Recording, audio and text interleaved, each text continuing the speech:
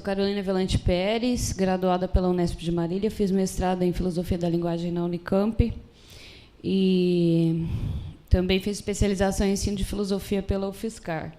Meu interesse atual é em práticas diferenciadas para o ensino de filosofia na escola de massas.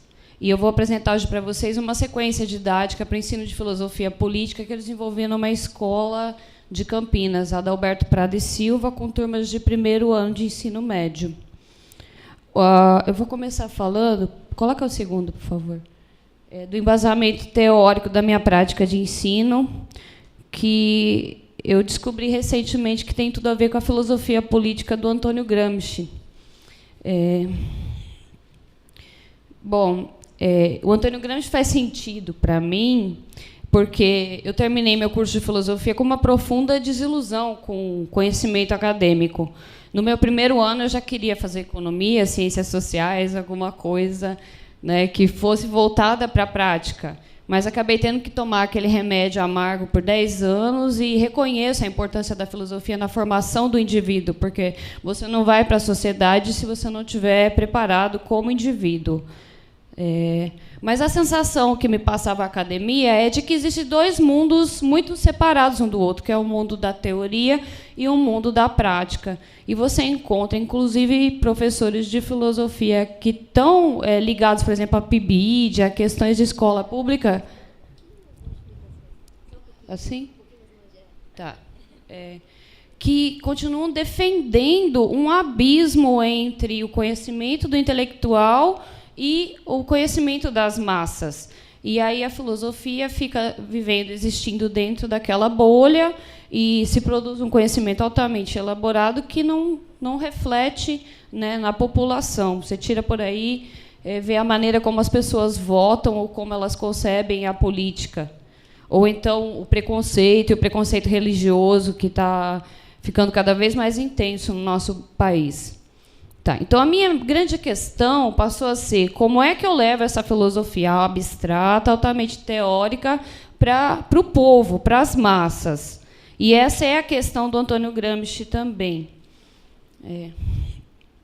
Quando eu era estudante de filosofia, não podia deixar de compartilhar dos preconceitos dos filósofos, né? Vi o ensino médio como curva de rio, você só vai dar aula na escola pública se você é um fracassado, você não conseguir dar aula na universidade. Mas eu terminei o curso altamente decepcionado, não conseguia me imaginar ensinando filosofia pura numa universidade. Fui parar na escola pública sem querer, e lá foi uma relação de amor e ódio. Hoje a minha grande paixão é a escola pública. Pretendo trabalhar ainda com formação de professores de filosofia a nível acadêmico, mas não vou deixar a escola pública como um espaço de experimentação e como lugar onde eu me realizo como ser humano, como intelectual orgânico. Na escola pública é que eu encontrei a possibilidade de traduzir esses conhecimentos abstratos para o nível das massas. Costumam ver o intelectual acadêmico como superior ao intelectual do ensino médio, mas eu acho que a coisa é inversa, porque onde os braços da academia chegam na comunidade, chegam na população, é através daquele trabalho de formiguinha, né, dos professores de ensino médio. Então, eu tenho muito orgulho da minha profissão, por mais que seja mal remunerada e mal vista socialmente. Tá? E o Antônio Gramsci ele fala que a Igreja e o Estado são os dois mecanismos institucionais que fazem a tradução da ideologia para a realidade. Então, a minha intuição de que meu trabalho na escola tinha uma relevância prática muito grande se confirma nas teorias do Antônio Gramsci. Através da escola, as descobertas da humanidade se transformam em bases de ação vital, como ele me disse. Tá. E mais um comentário sobre esse desligamento do intelectual da prática é que esse desligamento é muito interessante para as elites políticas, para as classes dominantes, porque não participar de política é uma maneira de participar, né? Okay. Mas a grande questão, então, que se coloca para o intelectual que está querendo traduzir o seu conhecimento para as massas como é que eu vou traduzir esse conhecimento? Que tipo de mediação didática que pode existir, né, que vai levar uma linguagem para outra? E a sequência didática que eu vou expor, ela vai explorar vários tipos de mediações didáticas, inclusive respeitando um suposto da legislação, que é a diversidade no ponto de partida. A educação democratizada supõe uma igualdade no ponto de chegada, mas uma diversidade no ponto de partida. Então, eu preciso ter mediações que vão fazer esse conhecimento atingir diferentes tipos de inteligências, e cada inteligência com sua maneira de aprender. Ok. Pode passar.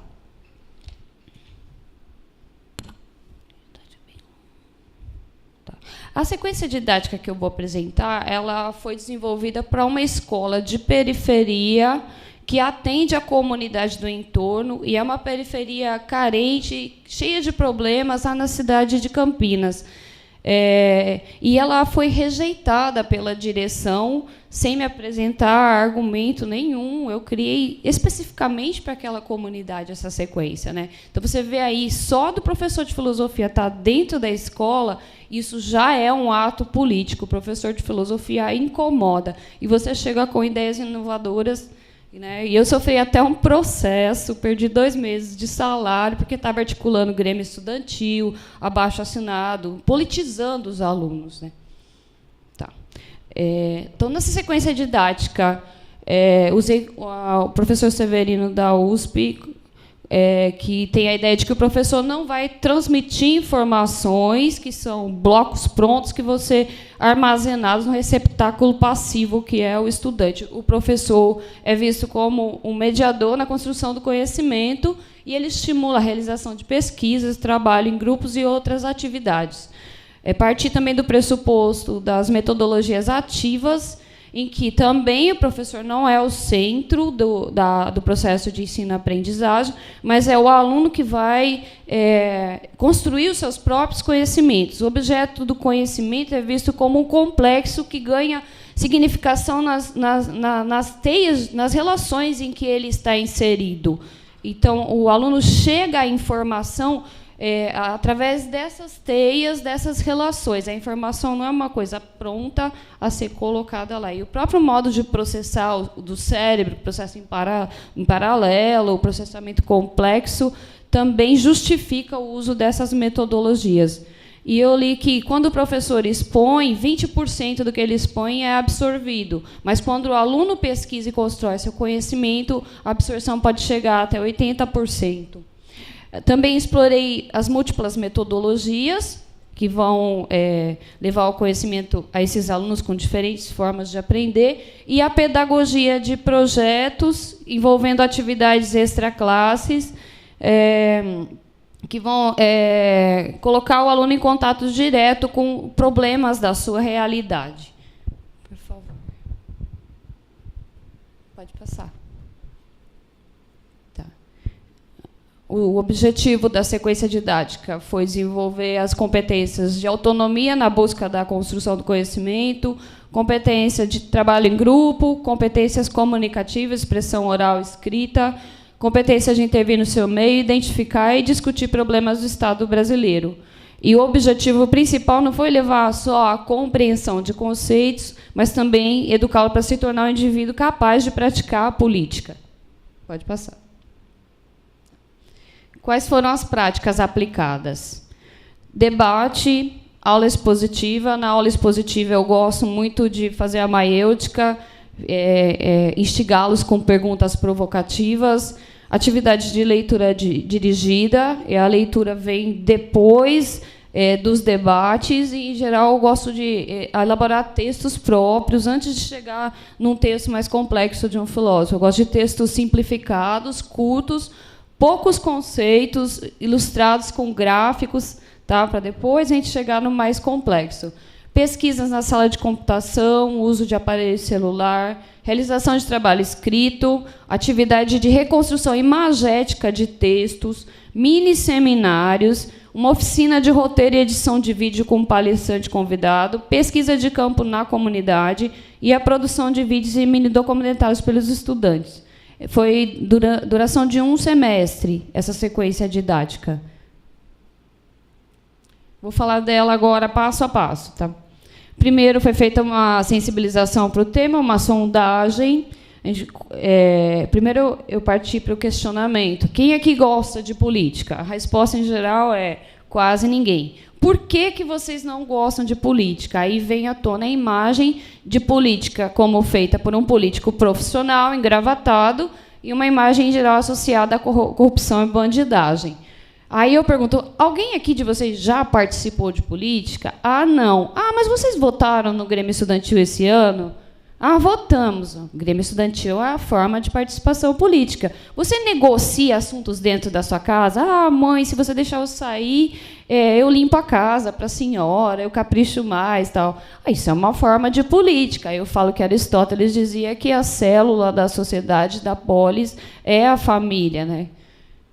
Então, aí você já começa a desconstruir aquela visão de política como feita apenas lá em cima e uma atividade distante do ser humano comum. Depois, nós trabalhamos com um pequeno texto que eu fiz, o que é política, que a gente começa pela etimologia da palavra, que significa a arte da cidade, e aí já começa a falar um pouquinho da participação do cidadão na construção dessa obra de arte, que é a cidade. Também trabalhamos com um pequeno texto que fala sobre os 3 sentidos de política: política como atividade profissional, política como corrupção e política como participação.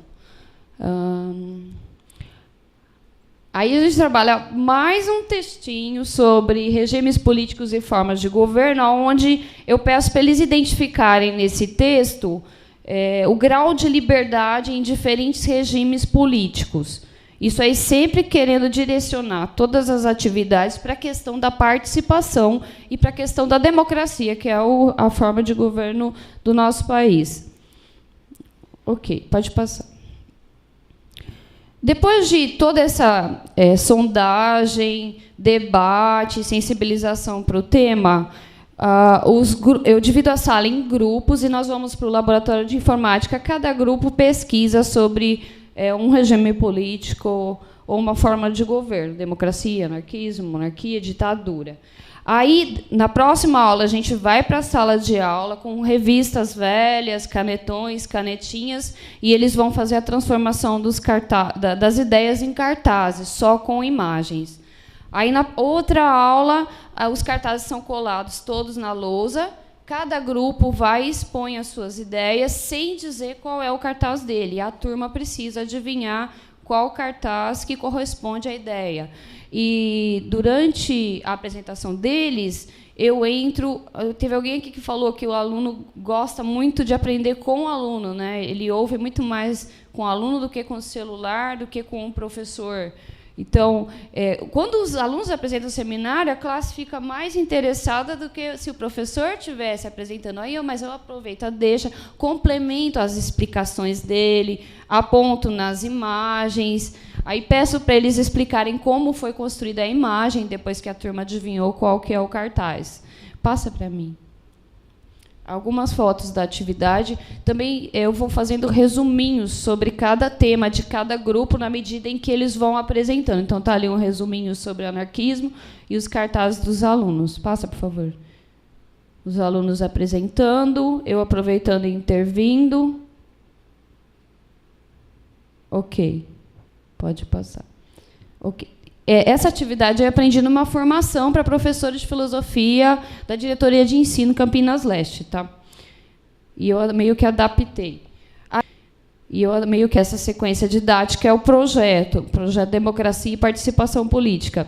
Eu apresento o projeto mini documentários produzidos pelos alunos na sua comunidade, vendo em que medida os direitos idosos, violência e segurança, meio ambiente, esses aspectos na comunidade, né? Então, eles elaboram roteiros de entrevista e de filmagem. Então, são divididos os grupos, são divididos os temas. Depois, a gente vai... Pode passar. A gente vai para uma oficina. Um amigo meu, ex-aluno, sobre história do cinema, comunicação e meios de comunicação, linguagem de plataforma, uma oficina de produção de vídeo, roteiro, cinema, que dura 2 aulas. Eu juntei 2 salas de aula na mesma sala para essa oficina.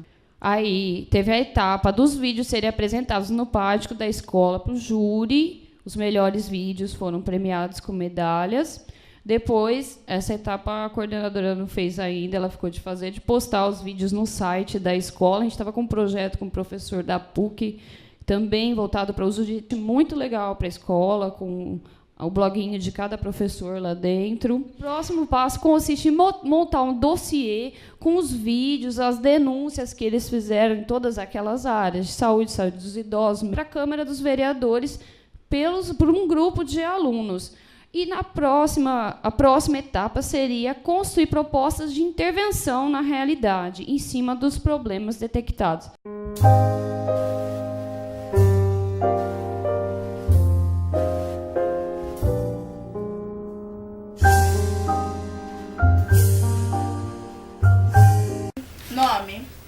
Nome inteiro.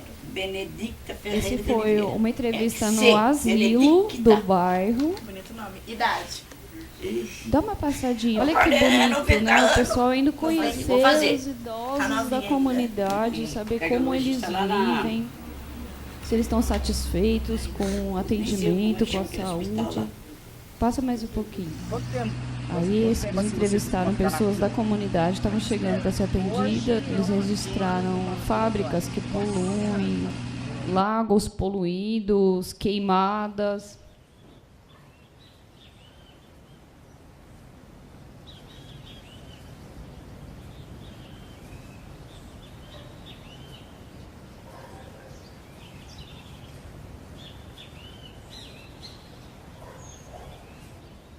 A população acabou destruindo os rios, causando problemas ambientais. Neste bairro existe uma grande quantidade de fábricas. Lá perto da Dom Pedro.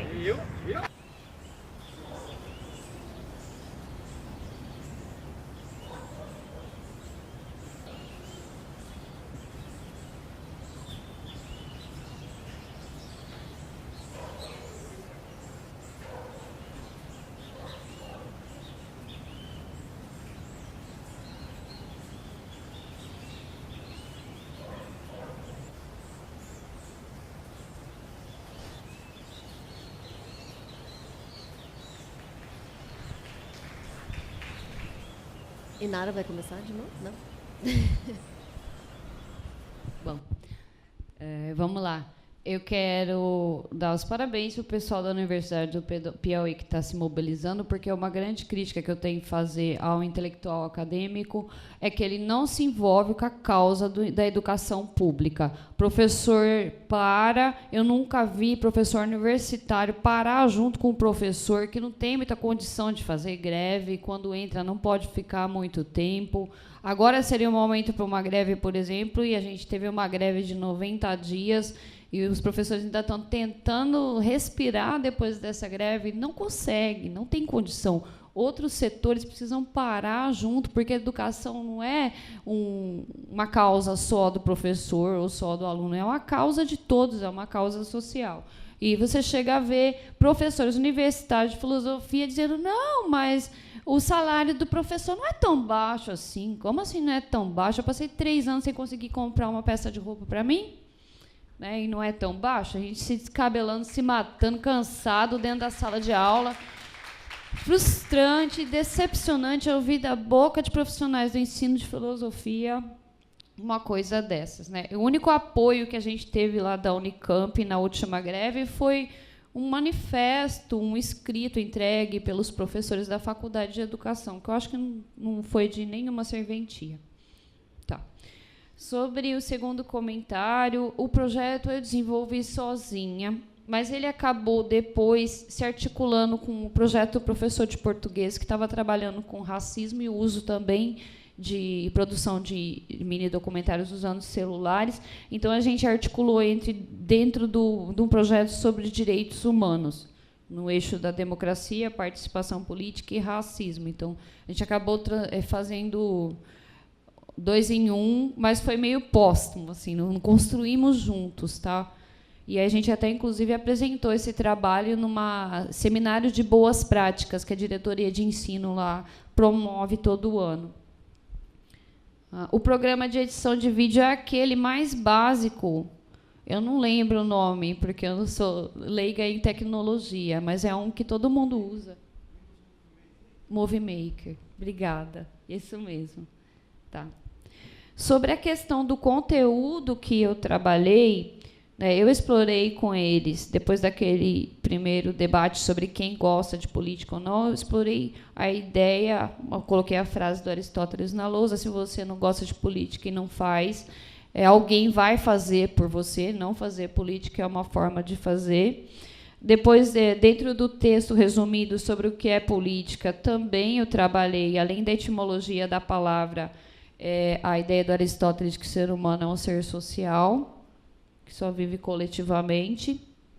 Depois eu trabalhei um pouco, um resumo sobre o que é ditadura, o que é democracia, monarquia, e também sobre participação política.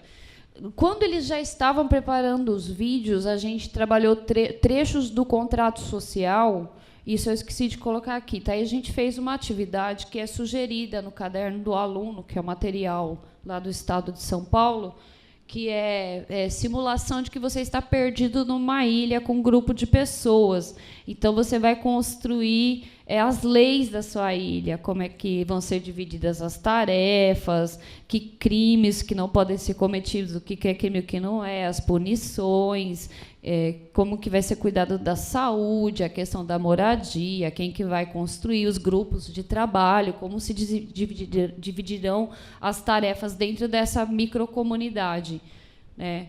Então, o texto, a ideia do contrato social, de uma vontade geral, no pacto social, sendo colocada, mais uma vez, uma atividade prática, que é a simulação do grupo perdido numa ilha. Eu acho que poderia ser trabalhado mais textos filosóficos, mas, mesmo tendo sido 2 bimestres, não foi tempo suficiente para isso. O professor também perguntou sobre a justificativa para um trabalho baseado na ideia do intelectual orgânico dentro do atual contexto político. Eu acho que esse trabalho pode ficar um pouco impossibilitado, mas vai ter um policial dentro da sala de aula vendo o que eu estou falando. Existe uma maneira de falar de política que não precisa tocar na questão do partido, né? Então, eu acho que isso pode ser um caminho. A gente não pode parar agora, que é a hora. Eu cada vez mais falo de política com os meus alunos. Eles não entendem nem o básico, que os políticos são donos da mídia, a questão da manipulação ideológica, né? Então, eu pego forte nesse ponto. Eu não sei se eu respondi essa pergunta. Tá. Acho que é o momento mais propício para a gente pegar pesado nesse trabalho, tá? Sobre a atividade com imagem, eu não tenho uma referência, mas eu posso tentar pegar com o pessoal da diretoria de ensino, tá? É só isso, né? Tá. E sobre a questão das habilidades e competências, que o professor falou que é uma coisa meio neoliberal, eles têm uma crítica, né, que pode ser que essa teoria didática ela minimize a importância dos conteúdos. Essa discussão já teve presente na educação. Tem o texto do Saviani, Democracia e Educação, que ele fala do contraponto da escola tradicional com a escola nova, que o escolanovismo deixou de privilegiar os conteúdos para ter uma educação acessível às pessoas, mas que essa educação acabou sendo elitizada, porque foi aplicada só em alguns meios, e serviu para baixar o nível da educação, o nível do ensino, porque não valorizou os conteúdos. Eu sou a favor de uma postura mediana, do meio termo. Ele fala da teoria da vara, né, que quando a vara curvou demais para o lado do ensino tradicional, ela curvou demais para o sentido oposto, né, para aquelas teorias que não deixam o aluno livre, põe atividades, ele escolhe as suas atividades, e coisa mais focada em desenvolvimento de competências mesmo. Eu acho que aí a vara, depois que foi curvada para o outro lado, ela balança e atinge um ponto certo, que é a teoria dele, né, do Lenin, na verdade, ele se inspira no Lenin, e que a gente precisa de conteúdo e de habilidade. das duas coisas. Mesmo porque o filósofo está atuando dentro de um locus institucional, que é a escola pública, está trabalhando com um público específico, que é um adolescente, que tem suas problemáticas pessoais, está trabalhando dentro de uma legislação que diz que educar é formar um indivíduo, indivíduo é um tripé, ele é pessoa, trabalhador e cidadão. Então, os conteúdos vêm sim, mas eles vêm para formar o tipo de cidadão, o tipo de indivíduo que se espera que se forme. E sobre o caderninho, a sequência didática fui eu que concebi, usei alguns elementos como atividade da ilha, do caderninho. Depois a gente trabalhou também um texto do caderno do aluno, que é sobre a diferença entre democracia ateniense e a democracia atual, e foi aplicado para o primeiro ano. Inclusive, é uma crítica que eu tenho a fazer ao currículo do Estado de São Paulo, que eu não acho que política deveria ser trabalhada no primeiro ano. Eu gosto de primeiro trabalhar com as coisas da formação da pessoa, do indivíduo, porque sem indivíduos fortes, sem a parte, você não tem o todo, né? Eu gostaria de trabalhar a política mais a partir do segundo ano. É isso.